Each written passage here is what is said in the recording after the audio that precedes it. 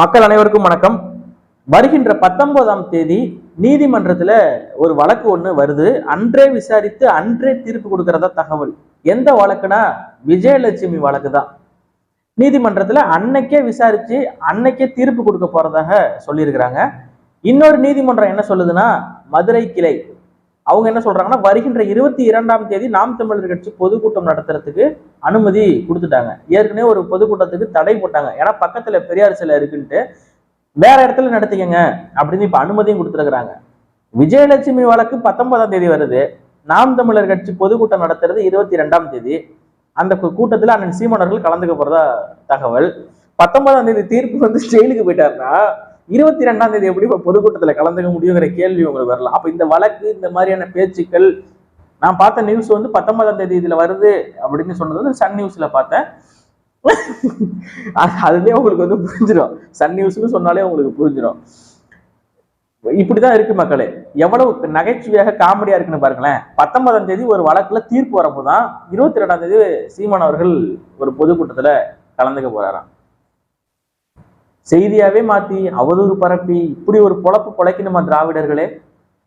இன்னைக்கு ஒரு ஆளை பத்தி கொஞ்சம் திராவிடத்துல கொஞ்சம் ஒரு மூத்தவரா இருக்கக்கூடிய ஒரு நபரை பத்தி பாத்துருவோமே. அவர் சாதி ஒழிப்பு போராளி தான், ஆனா செட்டியார் சங்க உறுப்பினர். நல்ல பையன்தான், என்ன கொஞ்சம் கெஞ்ச அடிப்பான், அவ்வளவுதான். அவருடைய பெயர் தான் சுபவீர பாண்டியன். இவர் தீவிர இந்து கடவுள் மறுப்பாளர் மற்றும் மிகப்பெரிய பெரியாரிஸ்ட் திராவிடன். எப்போதும் கருப்பு சட்டை தான் போடுவார். இவர் சாதி ஒழிப்பு போராளியும் ஆவார். ஆனால் சில தவிர்க்க முடியாத காரணங்களால் தன் சாதியை சேர்ந்த செட்டியார் பெண்ணையே மணந்தார். தவிர்க்க முடியாத சில காரணங்களால் தன் மூத்த மகனுக்கு செட்டியார் பெண்ணையே மணம் முடித்து வைத்தார். தவிர்க்க முடியாத சில காரணங்களால் தன் இரண்டாவது மகனுக்கும் செட்டியார் பெண்ணையே மணம் முடித்து வைத்தார். தவிர்க்க முடியாத சில காரணங்களால் வாணியன் செட்டியார் அறக்கட்டளையில் உறுப்பினராகவும் இருக்கிறார். தவிர்க்க முடியாத சில காரணங்களால் கடந்த வாரம் நடந்த செட்டியார்கள் மாநாட்டில் கலந்து கொண்டார். தவிர்க்க முடியாத சில காரணங்களால் செட்டியார் சாதியினருக்கு தனி இடஒதுக்கீடு வேண்டும் என்று அரசுக்கு கோரிக்கை வைத்திருக்கிறார். தவிர்க்க முடியாத சில காரணங்களால் தன்னுடைய பேர குழந்தைகள் எல்லோருக்கும் சாதி சான்றிதழ் வாங்கி கொடுத்திருக்கிறார். சாதி வேண்டாம் என்றோ அல்லது சாதி சான்றிதழ் வாங்காமல் விட்டிருந்தாலும் பொது பிரிவில் அவர்கள் போட்டி போடுவார்கள். ஆனால் இன்றும் சாதி ஒழிப்புக்கு, சாதி எதிர்ப்புக்கு சுபவீர பாண்டியனுக்கு நிகர் சுபவீர பாண்டியனு அப்படின்னு அண்ணன் களஞ்சியம் அவர்களுடைய ஐடியில ஒரு பதிவு போட்டிருக்காங்க. அந்த பதிவு வந்து யாரு போட்டிருக்காங்கன்னா, சரவணன் முரசுங்கிறவர் அந்த பதிவை போட்டிருக்கிறாரு. அவர் செட்டியார் சங்க மாநாட்டில் கலந்துக்கிட்டாரா, கலந்துக்கலையா, செட்டியார் சங்க உறுப்பினர்ல இருக்கிறாரா இல்லையா, செட்டியார் சாதிக்கு இடஒதுக்கீடு வேணும்னு சொல்லி அரசுகிட்ட கோரிக்கை வச்சாரா இல்லையா அப்படிங்கிறதுக்கான ஆதாரம் வந்து என்கிட்ட கேட்க வேணாம். சரவணன் முரசு அண்ணன் களஞ்சியம் அவங்கள்ட்ட போய் நீங்க கேட்டுக்கலாம். ஆனா நிறைய விஷயத்த அவங்க சொல்லாம விட்டுட்டாங்க. அதான் வந்து எனக்கு வருத்தம். இன்னும் கூடுதலா அவர் நிறைய விஷயம் பண்ணியிருக்கிறாரு.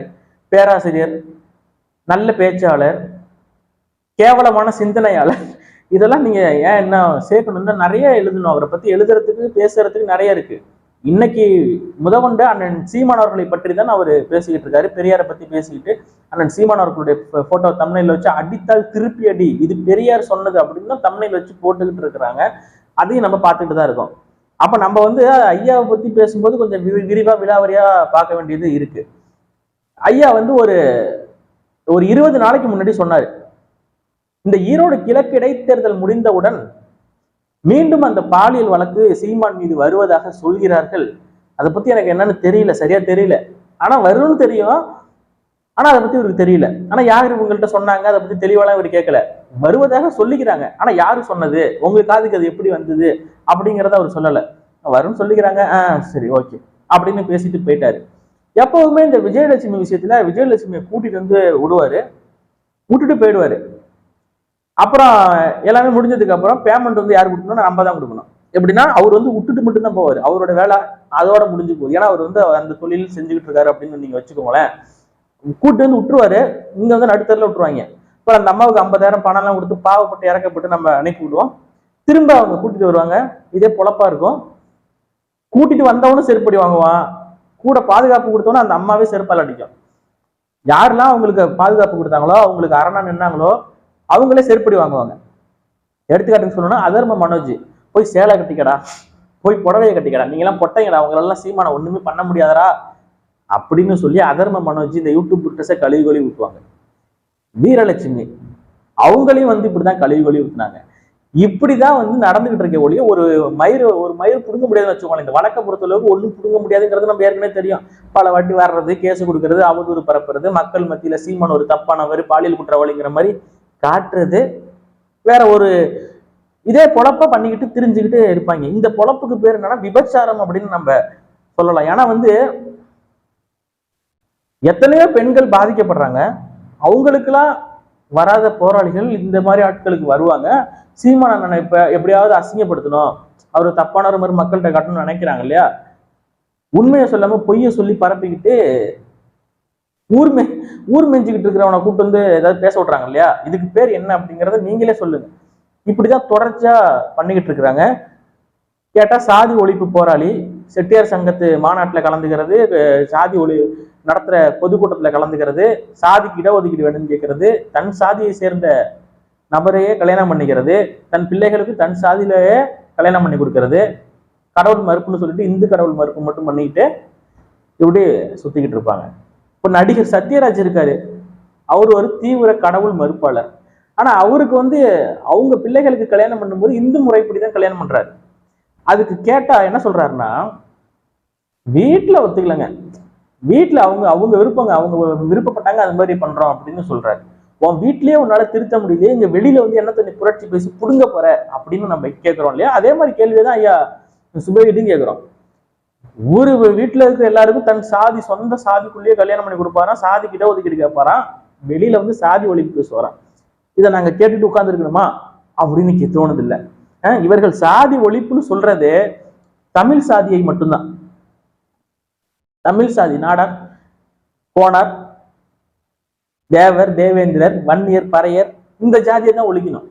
மற்றபடி ரெட்டி எல்லாம் ஒழிக்க கூடாது, நாயக்கர், நாயுடு எல்லாம் ஒழிக்க கூடாது. அவங்க எல்லாம் கோச்சுப்பாங்கப்பா. அவங்க எல்லாம் என்னதான் இருந்தாலும் என்னப்பா ஒசூர்ல இருந்து வரியா, கவுடாவா, அவ கவுடாவெல்லாம் ஒழிச்சிடக்கூடாது, முதலமைச்சருக்கு பிடித்த சாதி அது, புரியுதா? அந்த மாதிரி நிலைமையில இருக்கு. நம்ம வந்து என்ன ஆயிட்டோம்னா, நம்ம வந்து சாதி மதமா பிரிஞ்சு நின்னதுனாலயே இவனுங்க உள்ள புகுந்து இடையில குழப்பி விட்டு அவனுங்க ஜாதியை வாழ வச்சுக்கிட்டானுங்க. நம்ம அப்படியே தான் இருக்கும். இப்ப என்ன ஆகுது, தமிழர்கள், தமிழ் தேசியம் அப்படிங்கிற ஒற்றுமைக்குள்ள வரும். எங்களுடைய தலைவர்னு ஒரு தலைவரை நம்ம தூக்கி பிடிக்கிறோம். எல்லா சாதிக்காரனும் ஒண்ணு சேர்ந்து 8% வாக்குகளை வாங்கி இருக்கிறோம். எரியுது, அடி வயிறு கப்ப கப்ப கப்ப கப்ப கப்பக்கம்னு எரிது. எரிச்ச தாங்க முடியாம சிமன் சிமன் சிமன் சிமன் சிமன் சிமன் சிமன் சிமன் சிமன் சிமன் சிமன் பிச்சுக்கிட்டு அடையிறாங்க எல்லாம். அவ்வளவுதானே ஒழிய ஒண்ணும் இல்லை. டெபாசிட் போயிடுச்சு ஈரோடு கிழக்குல. போன முறையும் டெபாசிட் போச்சு. ஆனா போன முறை 10,000 ஓட்டு, இப்ப 20,000 ஓட்டு, 25,000 ஓட்டு, இருமடங்கு உயர்ந்திருக்கு. கூடாரமே காலின்னு சொன்னீங்களடா பயல்களா, எங்கடா கூடாரம் காலி? கூடாரம் இப்ப 2 இருமடங்கா உயர்ந்திருக்கடா. இவனுங்க அவதூறு பரப்பி அழிக்க நினைக்கிறானுங்க, ஆனா அவனுங்க தான் அழிஞ்சு போவானுங்க. இந்த வரலாற்றுல கேடுகட்ட கேவலமான பிறவிகளின் வரலாறு பேசப்படாது. உண்மையா வாழ்ந்தவனோட வரலாறு தான் கடைசி வரைக்கும் பேசப்படும். சுபவீர பாண்டியெல்லாம் நாளைக்கு இல்லாம போனா ஒவ்வொரு ஆண்டும் வீர வணக்கம் ஏதாவது அஞ்சலி செலுத்துறது, மரியாதை செலுத்துறது, திராவிட கழகம்லாம் செலுத்துவாங்களா? காசு கொடுத்தாதான் திமுகவுக்கு, திமுக காரனே திமுக காசு கொடுத்தாதான் திமுகவுக்கு ஓட்டு போடுவான். இந்த பெரியாரிஸ்ட்லாம் காசு இருக்கிற வரைக்கும் தான் வேலை பார்ப்பான். உண்மையா இருந்தா வரலாற்றுல எத்தனை ஆண்டுகள் ஆனாலும் மறக்காம இந்த பிள்ளைகள் அடுத்த தலைமுறைக்கு கொண்டு உண்மையான தலைவர்களை கொண்டு சேர்த்துட்டே இருப்பாங்க. கேடுகட்ட நபர்கள் தான் இவர்கள். இவர்கள் தான் அழிஞ்சு போவார்களே ஒழிய இந்த மக்களுக்காக, மண்ணுக்காக உண்மையா போராடுறவன் ஒரு நாள் அழிஞ்சு போக மாட்டான். அவதூறால ஒரு மனுஷனை, ஒரு தலைவனை வீழ்த்த முடியாது. மக்கள் பாக்குறாங்க, பார்த்துக்கிட்டு இருக்கிறாங்க, எவன் இந்த கேவலமான வேலை செய்யலாம். இந்த நாட்டுல நாம் தமிழர் மட்டும்தான் கட்சி. அந்த கட்சியில இருந்து மட்டும்தான் உறுப்பினர்கள் விலகுறாங்க. நாம் தமிழர் கட்சியை சேர்ந்த அண்ணன் சீமானவர்கள் மட்டும்தான் தப்பானவர். அவரு தான் வந்து குடிக்கிறார், இந்த நாட்டுல குடிச்சிட்டு அவரு மட்டும்தான் குடிக்கிறாரு. மற்ற கட்சிக்காரங்க எல்லாம் யோக்கியம்.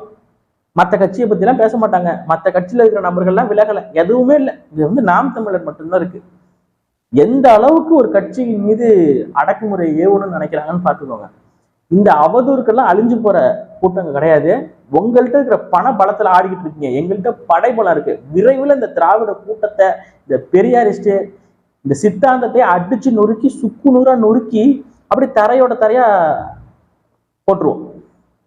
பெரியார் மண், அதனாலதான் அள்ளி வித்துக்கிட்டு இருக்கீங்க நீங்க. இதுவே கக்கன் மண், காமராஜர் மண், நல்லக்கண்ணு மண் அப்படின்னு இருந்திருந்தா இந்த மண்ணை வித்திருக்க முடியாது. முத்துராமலிங்க தேவர் மண்ணா இருந்தா வித்திருக்க முடியாது. பெரியார் மண் லோடு லோடா போயிட்டு இருக்கு. பெரியார் மண்